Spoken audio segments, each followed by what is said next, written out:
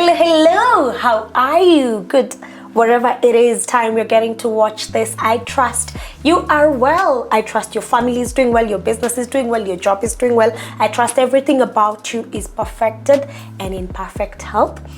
I want to welcome you to Through the Ashes, the show where we dive deep into the real, raw, and often untold stories of pastors' kids. I'm your host, Grasher, a PK by experience and a storyteller by calling. Karibu sana to Through the Ashes, and I trust that you have subscribed to our channel. Thank you for the amazing 100 subscribers. We have hit the 100 subscriber mark. We are on the road to 1,000. Yay! We are on the road to 1,000 subscribers. So if in case you're getting to watch this, please do not just watch it. Like, subscribe, comment, share, talk to every other PK out there that you know that we will be glad to host here. And talking about that, you know, when we talk about Through the Ashes, we talk about growing up in church. We learned how to wear the smile, follow the rules, and hold the weight of expectations. But behind the polished Sunday faces are stories, and stories of identity, stories of struggle, pressure, faith, and healing. This show is about those stories. It's about how we've walked through the fire and by God's grace come out victoriously through the ashes. This week, my guest, fry already. Yeah, my guest is one who's gone through the fire, who's gone through the struggle, who's gone through the experiences. She's been brought up behind the pews. She is very polished and very nice when you look at her. This one, Anyway, she is a personal friend, and I'd love to introduce to you all Tabby. We call her Tabby. I call her darling. Huh? For our love for Afro cinema. Yes. Give me a polished mama at you. Well, if you say so. Yeah. They should know you. Do they? But I am. I actually am. You're a serious member of this society. Yeah. Karibu sana. Thank you for coming. You're welcome, and thank you for hosting me. This is beautiful. You're welcome. Thank you for coming. So, sasa suji introduce bana. Okay, so to those watching me for the first time, to those maybe who have known me for quite a while, my name is Tabby Mutheu, but I love to be called Tabby, or you can call me the Quality Conversation Queen. I forgot that time. Because I also love quality conversations. I'm a fine girl who loves Jesus, born again for quite some time, walked with the Lord, and it's a beautiful journey. Tell me, how was growing up? Tell me, take me back home. This PK life. So I was born into it, and I've grown into it. I could term it as more of like education in duality, where you are learning from two ends. So there's what people say asiyefunzwa na mamaye ufunzwa la ulimwengu. So there's the ulimwengu part, and there's the mamaye, which is now representing the pastors' kids in whole. So for me, growing up as a pastor child, I've not known any other life. So there has not been major changes. What has been affected, let's say it's now my adulthood, because now I have to now figure it out, and I know maybe later we'll talk about that, but that is how I describe growing up as a pastor's kid. It was more of like, you have no life of your own. You are under someone's shadow, but in a good way, because they're serving the Lord. So in our home growing up, it was more of like, it was a hub of so many things. Once in a while, there are church members in your home. You don't know how long they're staying. When are they gonna leave? Sunday afternoons, the evenings, there are, ministry still going on at home. If it's not a vulnerable church member who's in your space and you're wondering, and you always have to be forced to stay in your rooms and get locked up in your bedrooms because they want whatever to they are talking about is adult business. They want to, and sometimes they would come with their kids and you're not familiar with them, so you'd have to play with them and all that. So it was truly not a life of my own. That's what I can say. Wow. When did you first realize that being a PK made you different? When did I first realize? I think growing up and hearing people remind you, are you not a pastor's child? What's the name of pastor? What's pastor? I think that term is when it calls you to order. What am I doing that people are not doing? Or what am I saying that people are not saying, and things like that. So I think that term, or that kind of it's actually a stereotype, is what made me realize that I am actually very different from every other child, and how let's say you see how Sunday afternoon is a family day. It's never a family day for a pastor's child. yes. Because after the service, you hope to go maybe for swimming, interact and bond with your parents. That's when that... Meanwhile, what 1 million wamepanga laini. You know, the women's ministry, the who. Others want prayers, they're traveling, they're doing this. So you find that by the time it's 6 p.m., it's 7 p.m., that's when you're returning home. Your parents are tired, they go to bed. Monday, you go to school. Do you know, up to date, I don't plan things for Sunday. Because in my mind, Sunday is supposed to be a day where it's full of activities. At a church ikisha, niko kwa meeting 1 million. 1 million, so you for can sure. never take anything for Sunday. And it's just interesting. It's just interesting. How did the community around church treat you? For me, my parents are very lovable. So people treated me nicely. Even till today, I say that I reap both benefits of being a pastor's child. Of course, a harsh truth of how the world will treat you and also how others. I've gained so many favors by people knowing I am so and so. Even today to service providers, I go and say I am Pastor so and so's child. And immediately, whatever clocks in their head is this one can be trusted, this one has integrity. And so I think for me that is what really growing up, that was one of the benefits I actually reaped being a pastor's kid. And because my parents are lovable, it also extended to me. So how people will treat me, they're always very kind, soft-spoken, you know, and so that translated to my life. I don't know how my other siblings are having it, but today is about me. Yeah. Today, I love the part here. Today is about you. Were you ever expected to be perfect? That expectation is always there. It may not be said, it's very subtle. They expect you to be a breathing and a living testimony of what your parents are. So if your father talks about faith, you have to demonstrate faith next week. If he talks about healing, may they not find you at the clinic because you're supposed to be that breathing testimony. If they talk about, you know, if they're talking about academic excellence, the weight is on your shoulders to get those A's and B's and all that. If they talk about the Christians should be in leadership spaces, that weight is automatically on you. So that became a very subtle expectation of perfection, quote unquote, and the fact that you would always be set apart from everyone else. If it's in school and maybe due to adolescence you're caught up in that in discipline, or it's just the youthful vigor that got you in trouble, as others have been punished, yours will be heavier because you're a pastor's child. You ought to know better. Yeah. Okay, get it. Growing up, were you the black sheep of the family, the sweetheart, the whatever? What were you? What was I? Having grown up, I'm not sure I was the black sheep, for sure. I know I was not the black sheep. I'm a middle child. So all the benefits of middle children, I got them. And I grew up very close to my mother. I actually take a lot after her. We are the loud ones in the family. We are very aggressive. We are go-getters and all that.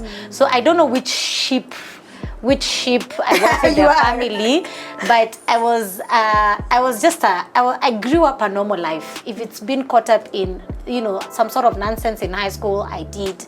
If it's being that kid who did what the parents wanted, if it's being an excelling and average student in academics, I was all that.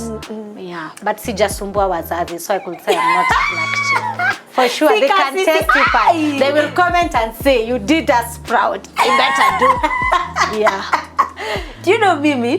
I was such a troublesome child, such that my mom aliacha kutembea na barabara. Ile barabara watu walikuwa wanamjua.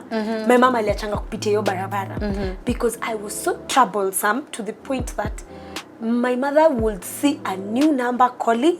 And she would always panic. She would always know Grace amefanya nini this time around. She was always thinking. Or number two, if she sees my teacher calling, she would always know anaitiwa Grace. She would always know that. Huyu mtoto kuna kitu I was such a troublesome child, my God. I think mamangu nilimaliza shule, nika change akapumua. Because did you ever question faith? Tell me about your journey with faith.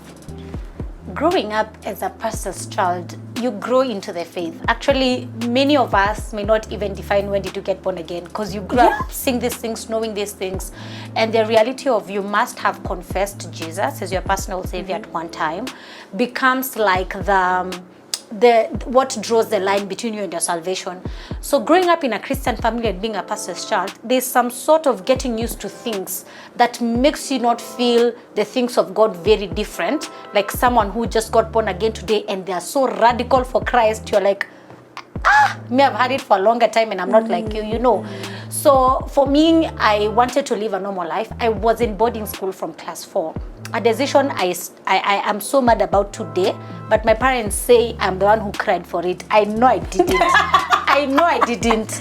So being in boarding school from class 4, so many things, I was not exposed to so many things. I suffered in primary school. I suffered. I don't talk about my primary school life.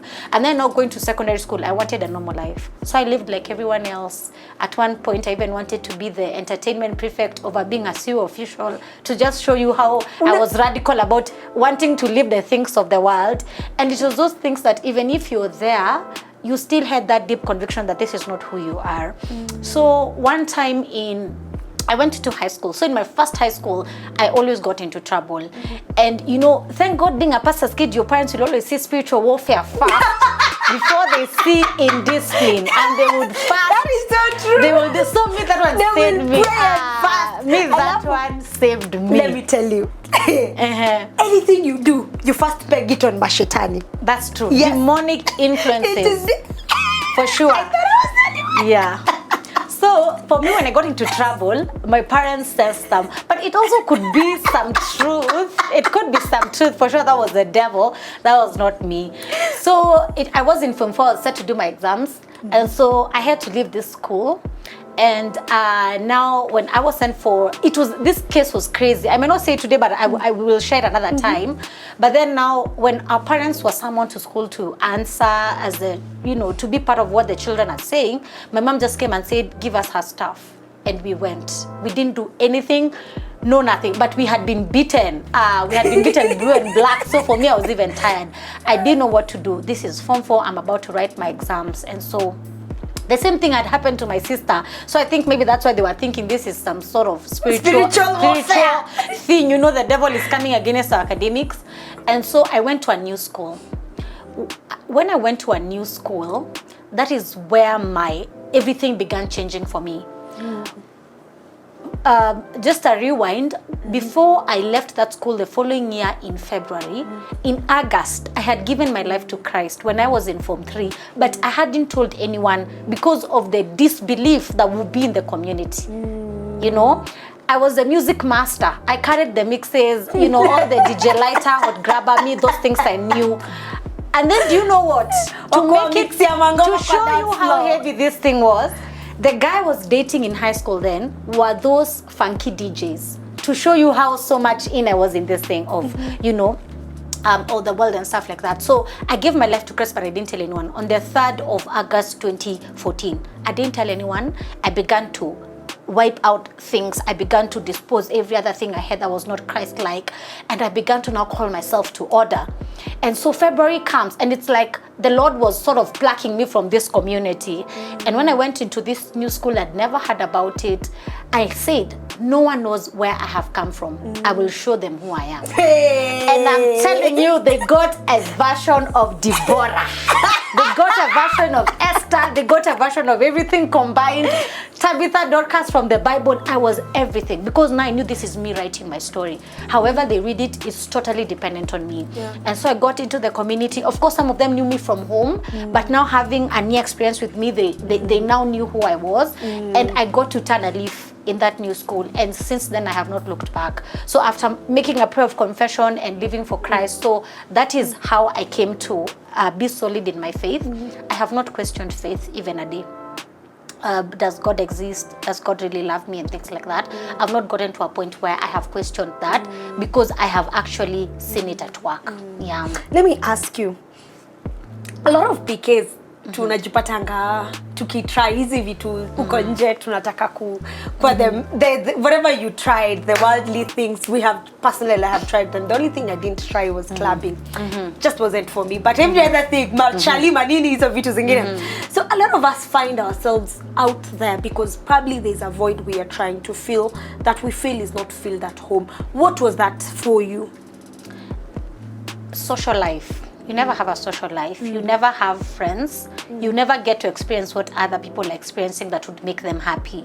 So if you're told, it was, I could say, a pastor's kid's life is more of a don't do kind of upbringing. Don't do this, don't do this, don't do this.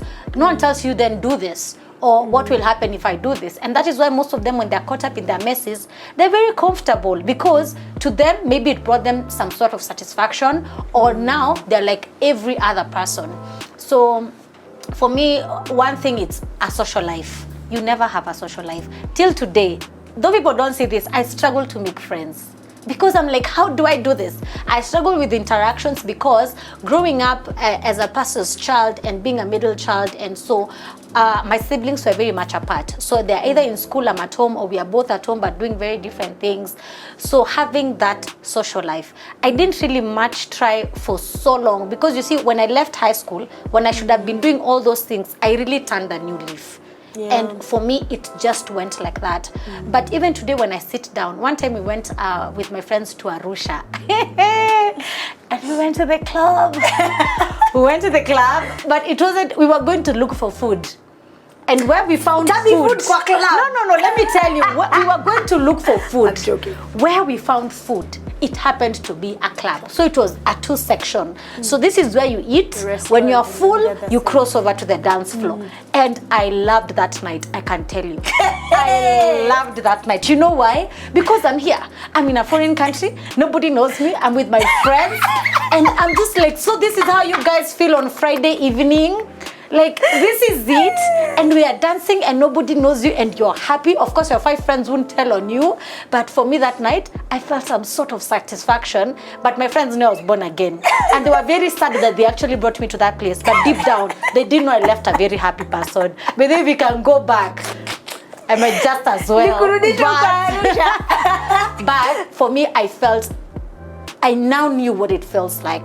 But then because I know the truth of it, I may not really indulge in it. And, yes. Interesting. Was there a moment where you felt God for yourself? Not in church, not in Sunday school. This is just a me and God encounter. Tell me how that looked like. When I finished uni, 2 years into it, I really began to seek God for myself. I didn't want it to be more of an inherited obligation where as a pastor's child I need to go into the footsteps of my parents. And that is what marked my transition journey when I really moved away from our church in terms of where my parents minister and where we have grown into, to now finding life for myself outside. And for me, it looked like an inherited obligation, because your parents go here, then you need to come in and you need to serve under them. And I know you are a big evangelist for that, because I see you serve with your parents. So these are not even stories I'd come to you for advice, because I know what you will tell me. So that was that transition moment was a time where I really felt God for myself, even in the choices and Him leading me into what I'm doing. And also when my career took a pivot, what I wanted was what God wanted for me. I am about to go to your career. You wanted to be on TV. Now there. Guys, she wanted to be on TV. She did an electronic media course. She did a master's in media. Yeah, media studies. According to Tabby, when we were in campus, I went to campus with Tabby. And so according to Tabby, when we were in campus, Tabby, right now should be those good evening, how are you? Welcome to this blah blah blah. And the Lord decided she should be a pastor. Sorry, I'm going shall answer. One day, in the streets of gold, I'll be like, let's revisit this. I was not done. Utaambia God, lakini God ulionangaki unitoe tu media, unipeleke church. Yeah, that was a dream that was so close to my heart. I knew from you see, when I went to my second high school, that is when they discovered so many things about me. That's when we used to go to NTV and KTN for school shows, and I would be the first to be picked to go and represent the school. I will not tell you what show it is, because I don't want people to go and search whatever media station and show we used to be on. But for me, I felt like God was writing my story that way. Yeah. I was even part of the Great Debaters contest. Why not leaving that other school and then removing me from the context? My goodness, who would have won the nationals? I believed in myself. So you see all these things. Just picture In 2019, I visited CNN. We went to CNN headquarters in Atlanta. nakumbuka. Oh, you should have seen me on those walls. I Do not even remind me. I am so sorry. I am so sorry. I unearthed some things. But you should have seen me on those walls. And I know that would have been a very beautiful dream for both of BBC, us. Whatever, yeah, it would have been a very beautiful dream for both of us because we were in it together. Yeah, I now I know. remember. And I would walk in those walls and, you know, being a charismatic Christian, Lord, I step. Lord, I occupy. I step, I occupy. I look at those news anchors and I'm like, it's me next time. And after that, I come back home. And it's like God was showing me a glimpse of everything.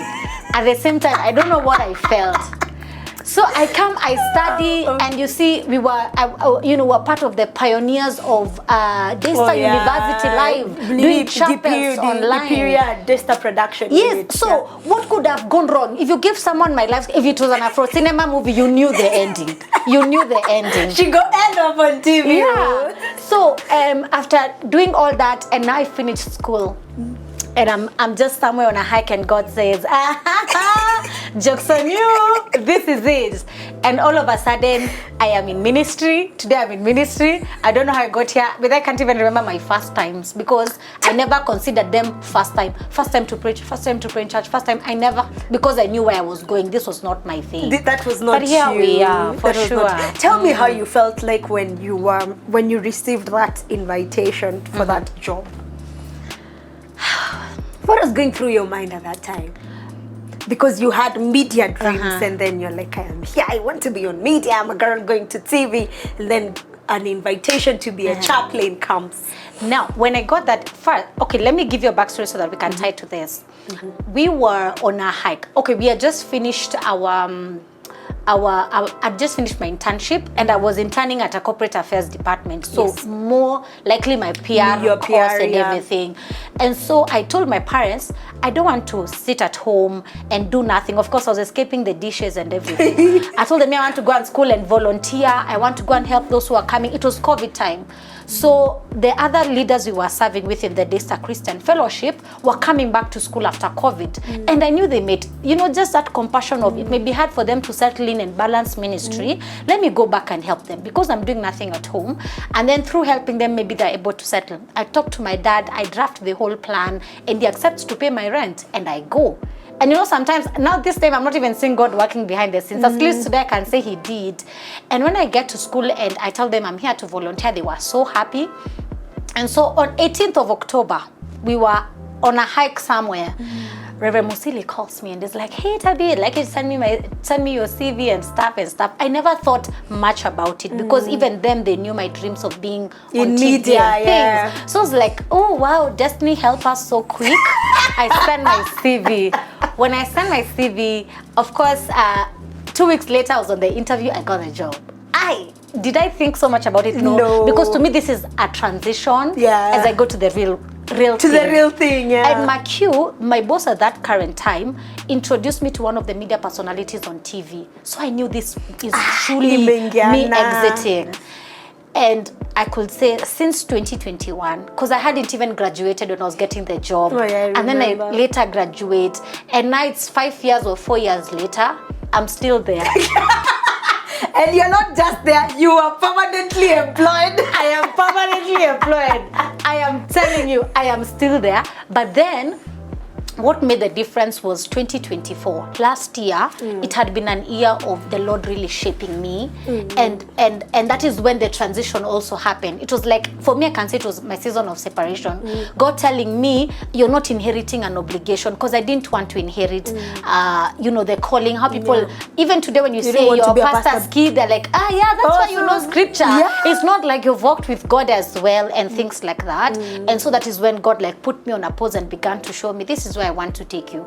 And though it may look like that's more of where you're coming from, your journey will be different. And this is how it will be. I will place you in a corporate space. The marketplace and things like that, because I know that's where, my calling lies, the marketplace and things like that. This is where I will place you, and this is how I will shape your journey moving forward. So in one way or another, there are things the Lord has asked me to do, and they're more looking like they would peg on the TV world and things like that. So I'm not mad after all, because I want what God wants for me, and it's better and it's shorter when you walk in the journey where God would rather want you there than somewhere else. Tell me your transition from your dad's church. I remember we fought about it. We fought and then eventually I was like, okay, fine. God has called you. Went that too sour too. But tell me, like niambie kama mtoto wa baby class zile za how did you come to this realization that you've said that you didn't want to inherit an obligation? So of course there's the part of you have had God, and then there's the part of how do I now step out to, hey, dad na mom, yo, I've been in this church for like 20 something years, but bye, God has called me. How was that transition? It was full of so much fear. Let me tell you something people won't tell you, but pastors' kids are always full of fear. Fear one, they do not know how to say it to their parents. Fear of what will people say, and fear of am I making the right decision? Because they also don't want to be the backbone of every sermon of there was a pastor's kid somewhere, you see my child, everything. So you always want to make a decision and have it right. Correct. So for me it was a journey full of fear and secrecy. I did it in secret. Very much so that even when my pastor hears how long ago I began coming to his church, he doesn't believe, because he asks me, where have you been? So let me tell you where it all began. In 2019, I first visited this church. I'd been invited by a friend and I loved it. And I said, I'll be sneaking in to come here once in a while. Oh yeah, every PK And does. so after that, in 2022, after COVID, and when I had my freedom, I began making my money, so I knew, this is a lifestyle I can support. So in 2022, I go back to that church, and I began coming to the church, and it's a nice place. I mean, I don't tell anyone.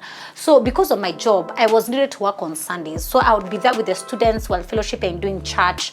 And so Monday, you're either at work Monday to Sunday, or you only have Saturday to yourself. And I'm just a girl, so it used to drain me. And me, I was not fashioned for this ministry thing, so I didn't come prepared. But then I say God handed me the blueprint. He taught me everything from scratch, and also by the grace, Reverend Duto, he really taught me a lot. You see, so for me, I didn't come with any Kenya. I don't know anything. I didn't even want this in the first place. So I was and you see, if I go to this is how it used to work. 4 Sundays in a month, 2 I would be at, where I work, and then the other 2 I'd be at my parents' church. And when you land in church as a pastor's child, you are a Sunday school teacher, you sing in the choir, the teens have time, you will advise and mentor them after service. Once in a while, your parents are calling you, hi, please come, I want to introduce you to this one, I want you to be their friend.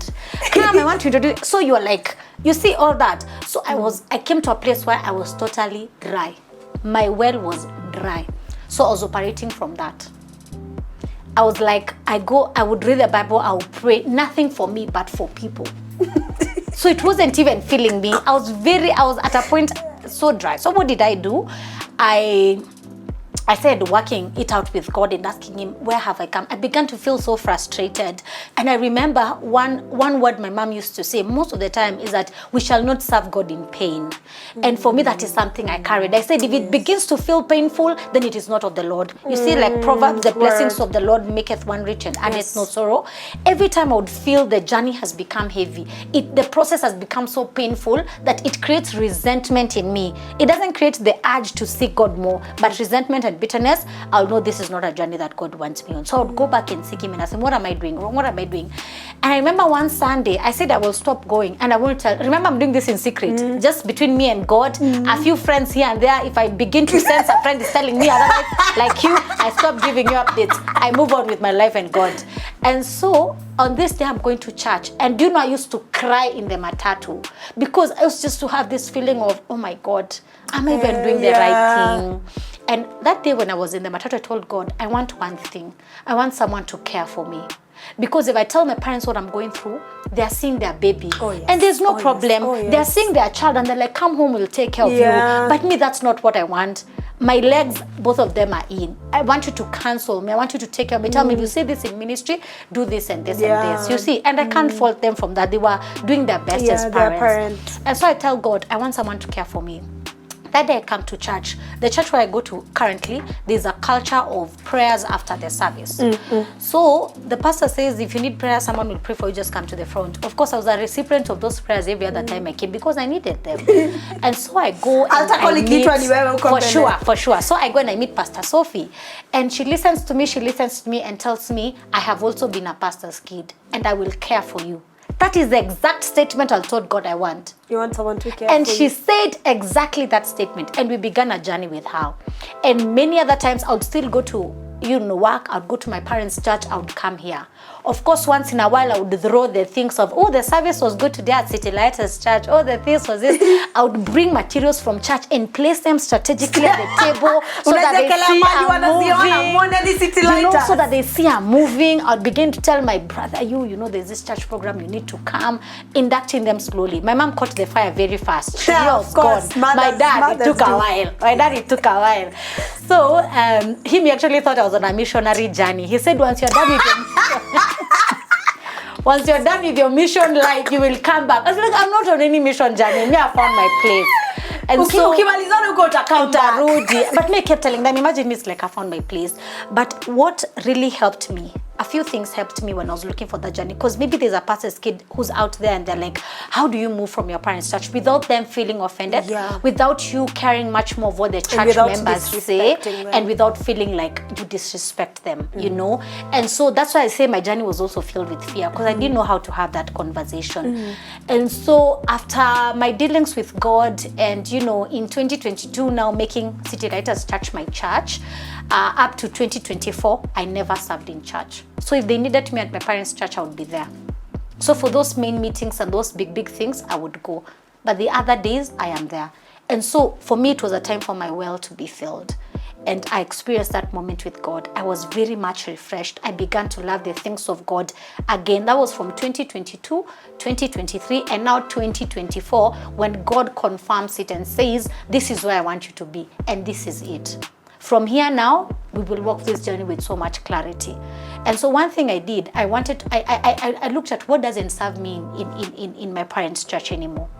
I highlighted that. And I said, this is what I desire, this is not that. Because you see, if you sit in the service idle, it looks like rebellion. Because you have refused to teach the children's ministry. But then they don't know you also you want to be fed. You also want to sit. After serving people for 6 days, there's that one day that you also want to receive. They don't say it. But also, you can't fault the process because you have also grown in the things of God. So they are seeing a resource and they want you to come and teach so that you can pass on that which you have received. And so all those things, I looked at all those things, and then I got into a season where I loved my parents as my parents and not because they're my pastors. And so I wanted to know them as my parents. I enjoy spending time with them as my parents, and I don't want to think about them and as men of the cloth and things like that. And so I said I would adopt that. Now in all the years I've known them as my pastors, that has been the routine. From now on, parents. And moving on from everything I had learned, I now wanted a new experience of what does it feel to be fathered by someone else? What does it feel to be under a certain spiritual authority? And I got that. I sat down with my mom. I told her what I'm going through and what I have decided. And for her, she was very much okay, because even her, she has served pastors' children who, she has cared for such kind of people. And but so your dad. In 2024, is it 2024, 2023, I did the discipleship program at our church. For me, that was like a mark of I've settled. And I began serving at the end of 2024 till today. I think when I started serving, that is when it clocked with my dad that this one is truly gone for life. At 6 when they go to church, and me at 7 I'm going to my church. In the evening, if you're meeting together, is how was your church? How was your church? And we are all good and we are all at peace. So for me, I can say God really helped me in that journey. I didn't sit at home. I didn't take a break from church. I didn't sit at home. And so that really, really helped me. I moved from this and I went into this. Even I was seeking God throughout that journey. What was the hardest things to talk about with your parents? That plus many others, because I know this was one of the hardest things to talk about with your parents. What other things have been hard to discuss with your parents? I can say it is still hard. Can you imagine? Me and my parents have never talked about relationships. Mimi sasa naulizwa naona mtu sioni mtu kwani. We have never had that conversation with our parents, which gives me so much peace, because I'm like, you guys are struggling with your parents. Me, your parents have never asked me, like, what do you mean? But then we've never talked about it. And your mother, the way your mother is usually... My mother and my brother talk about their things. I hear once in a while my brother saying, come say hi to this girl, do this, do this. Yes! I wonder where does he get the confidence, you know, with my big age.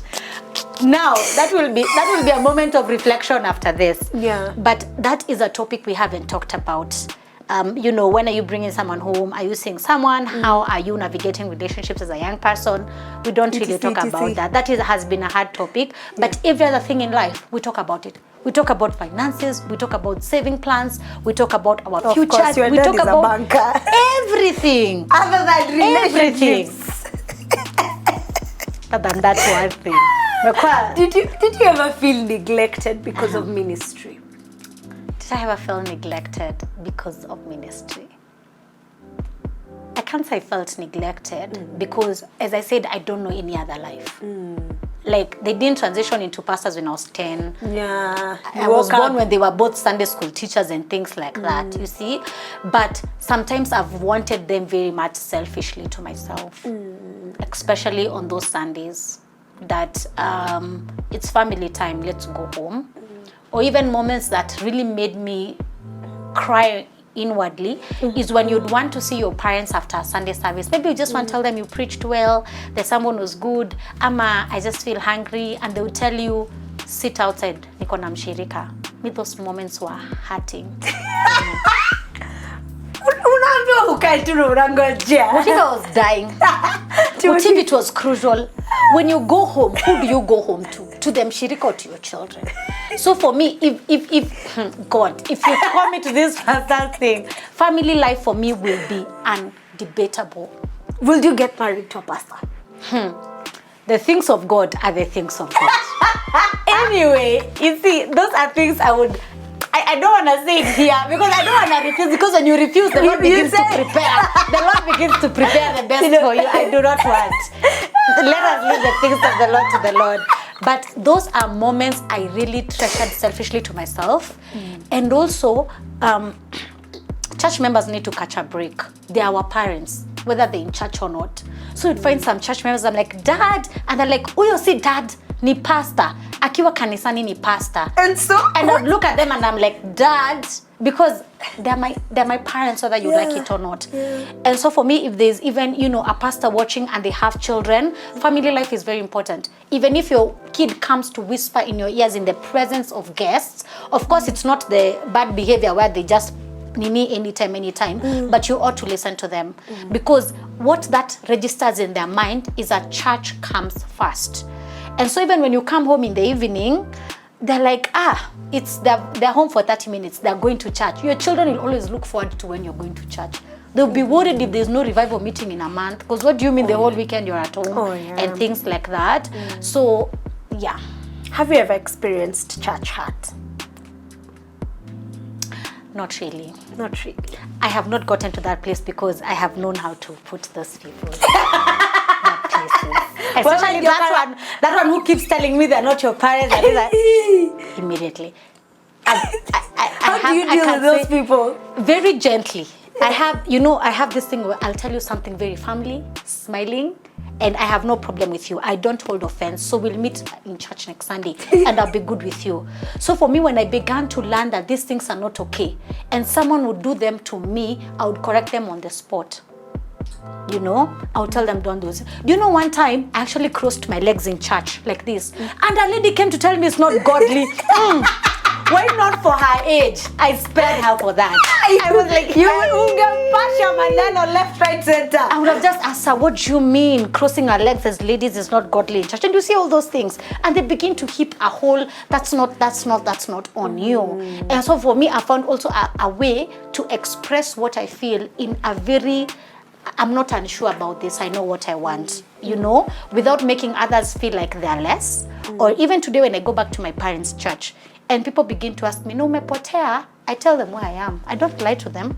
I don't tell them it's job, it's this. I just tell them the truth. Oh yeah, nowadays I fellowship at this and this and this church. And they're like, you left your parents' church? And I'm like, growth, it happens. You won't understand. Of course, if they want to ask more questions, like you won't understand and things like that.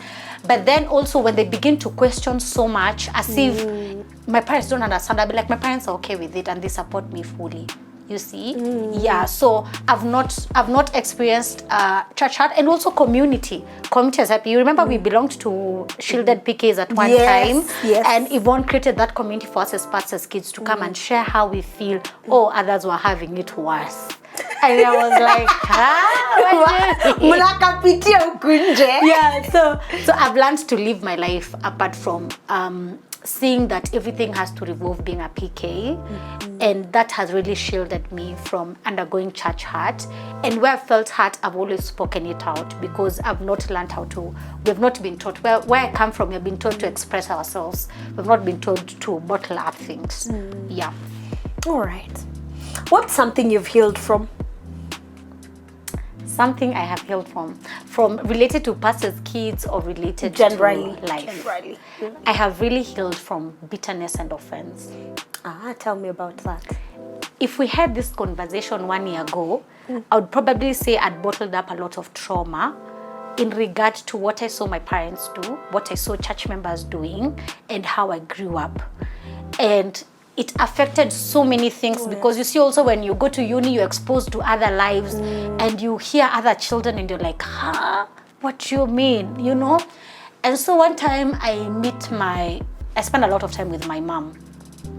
I meet my mom and I tell her, there are so many things I'm going through, and I want you to gather for me that, because I want to address both of you, and I want to tell you guys the things I'm going through. But then I'm the only sibling. I don't know about my other siblings. But for me, I always want to say it. And so my mom tells me, let's meet at the office, let's talk about it.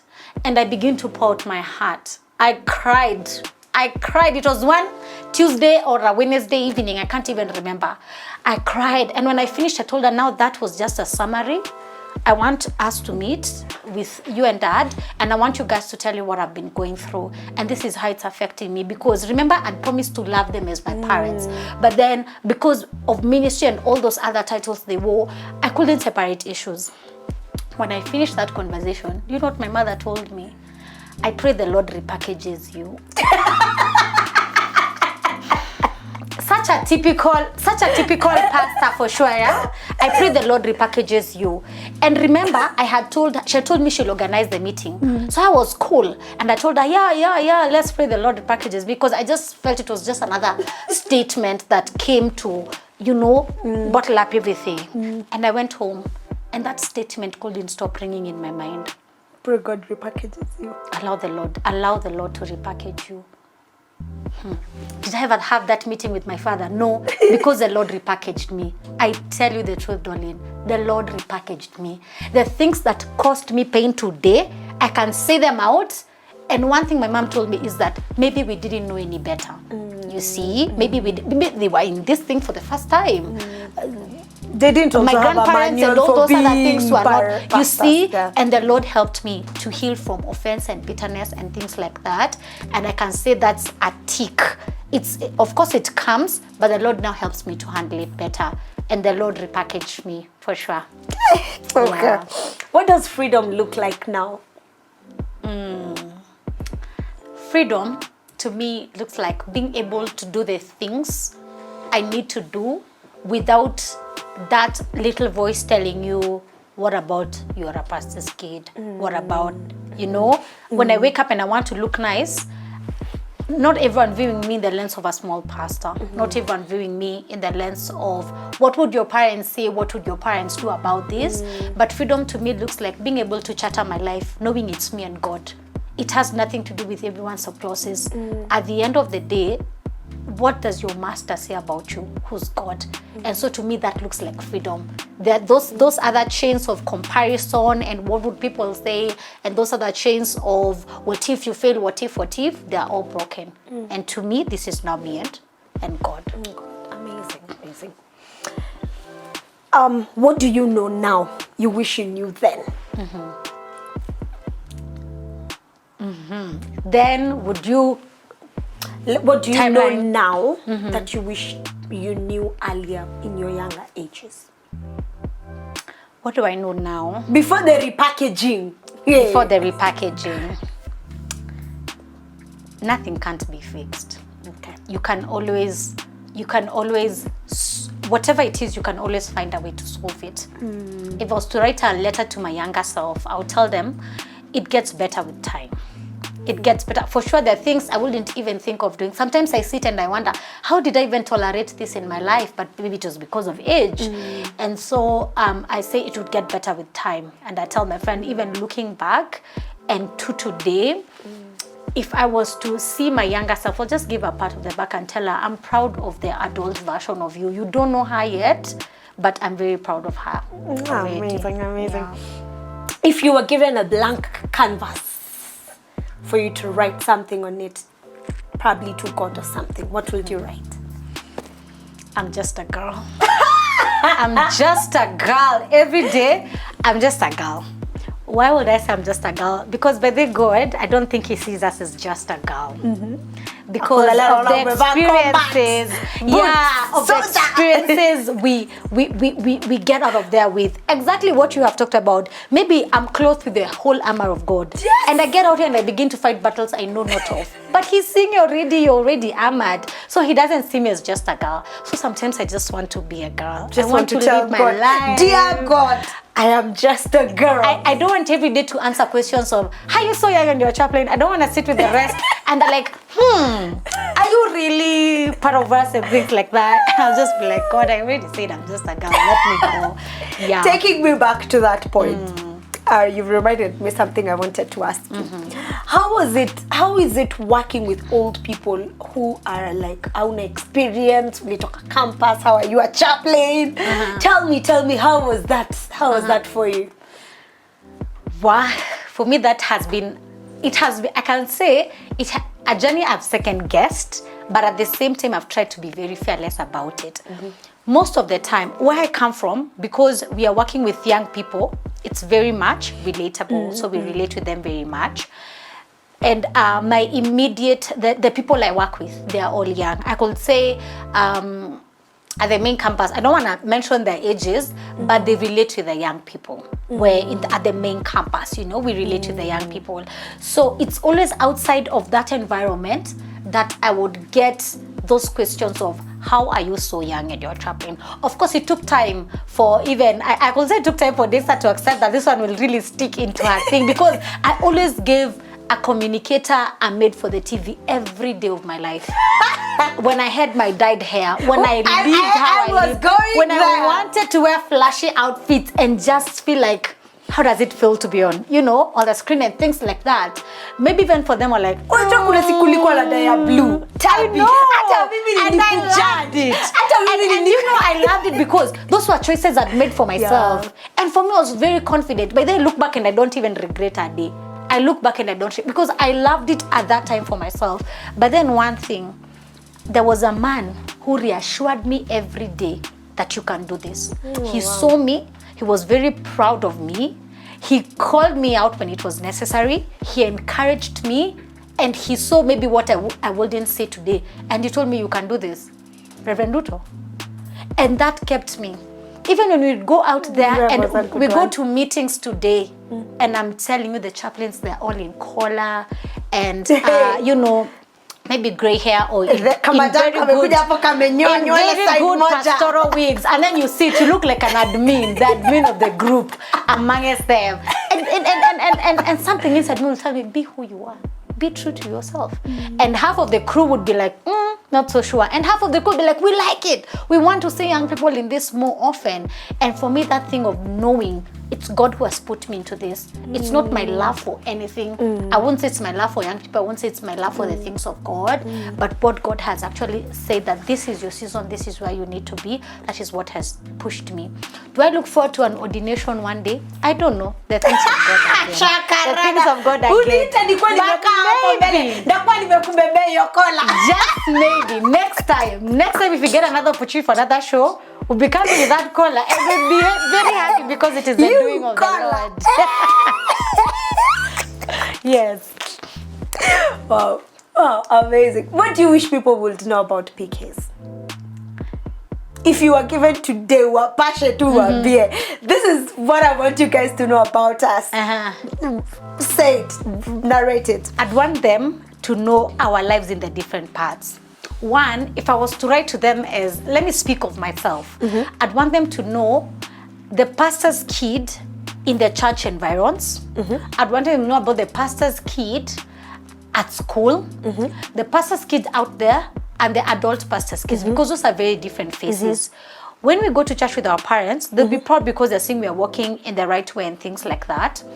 When we are at school, we are us, and we want to grow in education like every other child. Yeah.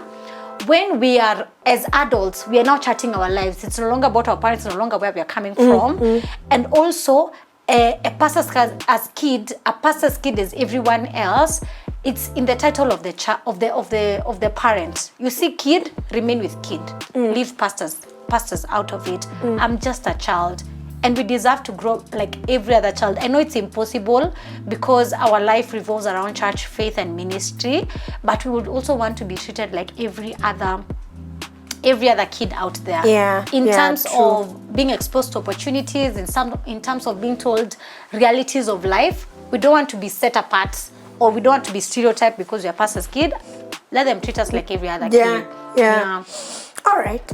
I want to ask you quick fire questions. Okay. Where you respond the ones you don't know an answer to you pass. Okay. So I am getting them to ask them to ask you in a minute or so. But as I ask you that question in a minute, what's the most weirdest thing you've ever heard about PKs growing up? Or the weirdest expectation you felt people had for a PK, have for PKs in general, or you?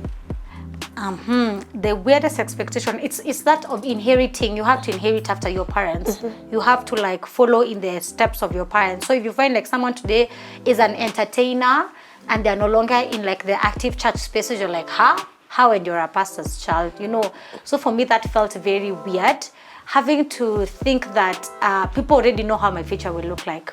Before they give me a chance to tell them what I want to do. Ni kama utakuwa pastor kama baba yako. That statement, I fight it every day. If you see a child sing, don't say they will be this. Don't say they, because you don't know how they will be growing up. Wish them the best in life, by the way. If a child says the memory verse so nicely and things like that, don't just begin to label them as a small pastor and keep affirming them and telling them you'll be a pastor in future. Because what if that person grows up and the Lord begins to redirect them somewhere else? And they feel like, no, the pastor always said this. Yes, and things like that. Wish them well, speak better things into their life, but don't put like a tag on their name unless it's divine and the Lord has shown you from a tender age David will be a king and things like that. What's the weirdest assumption people have made about you because you're a PK? Not so much as a PK, but weirdest assumption people have made about you. I'm unapproachable. Yes. Because my resting face is unapproachable for sure. Yes, every time I rest, I'm relaxing. Everyone is like, "Who are you, sir? You look tired. I can't smile." And I know I have a beautiful smile. Your resting face tells people, ukijaribu kunikaribia. Exactly. So many people think I'm unapproachable, but the reverse of that is when they begin to interact with me, they find me as someone who's actually very much approachable. Amazing. So you're ready for my quick fire round? So yes, no answer. If you don't know, we pass. Oh, it's yes, no. I don't know if it's yes, no. Some are yes, no. Others open-ended. Yes, open-ended. But the ones you don't know the answer to, you pass. Okay. Sunday nap or youth meeting? Youth meeting. How many services do you attend in one day? 3. Favorite spot to hide in church? Just behind the choir. At that corner. Ever slept through a sermon? Yes or no? Yes. I wish someone asked me this one. One line you've heard your parent preach 1,000,000 times. I know he's watching. The fruit of the Holy Spirit, Galatians 5:20-21 there. My whole life. You know, my dad is called Pastor Paul. I think that mantle of Paul and apostleship and the fruit and the gifts of the Spirit, ilipeanwa by free. Allow me to just say this one. My dad, it will always be, wherever Jesus went, he did good. The PK privilege, what's one PK privilege you got? I think favor. Favor. Okay, church snacks, tea mandazi or nothing at all? Coffee. Worst chore at church, arranging chairs or cleaning instruments? Arranging chairs. Did you ever called out from the pulpit? No. Okay. Secret PK survival hack? Flat shoes, heels. What's louder, worship practice or family devotions? What's louder? Worship. For this Sunday, Sunday for you it will be Sunday. Or Sunday just school, Sunday. Sunday school, whatever. Oh, worship. Yes. Okay. Did you ever want to swap lives with a normal kid? No. Okay. Which church event did you dread the most? Revival meetings. Friday to Sunday revival meetings. Favorite chorus growing up? Kanisa litajengwa na kina nani. That one. Okay. One rule at home you wished you could break? One rule at home I wish I could break. Let me say how I would want it to be. Dinner time, no phones, but full of conversations. Okay, that's what you will want to be. Alright, ever faked sleep to skip midweek service? Many times. Alright, which church first do you still hear in your head today? From my current church. And let those who have an ear hear. Alright, and finally, one word to describe growing up as a PK. Adventure. Adventurous. Full of but I could say, apart from the stereotype people know, I enjoyed growing up as a pastor's child and as a middle child, but then growing up and getting into PKs, societies, and hanging out with other pastors' kids, I got the boldness to call out the things that are not supposed to be said about us. Yeah. Amazing. So as we wind up, I want you to use this camera to talk to PKs, to talk to someone who's listening to you today. Give them a parting shot. You are who you are, just as you are. Don't ever feel like you're obligated to inherit what your parents are doing. But also, if you feel like the call of God is on your life, also don't second guess it. Go for it. The point here is Jesus. Look to Jesus, not anyone else. Look to God. Of course, hear the advice of everybody else, but at the end of the day, it's not how people do things, but how would God want you to do it? What would God say about it? And no, as a pastor's kid, you're not alone. We've walked that journey, my goodness. Would we redo the years of our life? No. But are we looking forward to better? Yes. And the chances are very huge that many pastors' kids would either translate to getting married to pastors, marrying pastors themselves, or becoming pastors. We can never run from this thing. Yeah. Hey, Madam, woman of God. Sorry. Thank you. Thank you for coming. You're welcome. Thank you. Thank you. It has been an amazing time. Thank you. I love you. Love you too. Alrighty, that was Tabby, Quality Conversation Queen herself, talking to us about her journey in ministry, being a PK, etc. I'd leave you with the thought that says some of us didn't just grow up in church, we had to survive it. So when you see us out there wearing this church thing or throwing this church thing to your faces, we've tried every other thing and it didn't work out. And Jesus was the only solution that worked out for us. And I want to invite you to that Jesus today. I said we are going to do this differently. You might watch this, you might be there asking yourself, what's there for me? You know, you might not even be a pastor's kid. You're just watching because you're Tabby's friend, you're my friend, or you've bumped into this video online. Allow me to pray with you today. You're there, you're saying you want to give your life to Christ. You're there, you're saying I've heard Tabby's story. Probably the Lord has been calling me to this area of calling, or the Lord has been calling me to this area, and I don't know if I had correctly. I want to invite you to just pray with you for a minute. If you're there and you want to give your life to Christ, say after me, Lord Jesus, I want to come before you. I acknowledge that I am a sinner in need of a savior.